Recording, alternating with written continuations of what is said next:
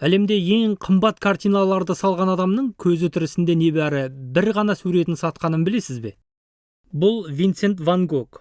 Оны бүгін әлемде қайталанбас тұлға гений деп есептейді.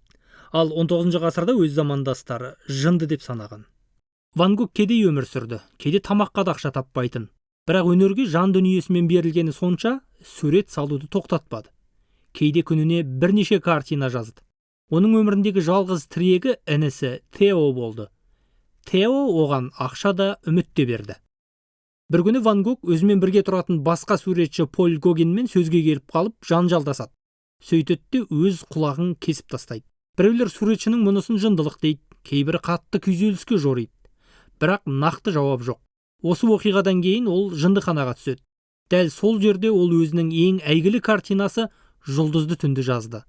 Ең қызығы, ол көзі тірісінде тек бір картина сатқан. Ол 1888 жылы салынған Арльдегі қызыл жүзімдіктер деп аталатын мына картина. Қазір Ресейде сақтаулы. Оның өзі арзанға өткен.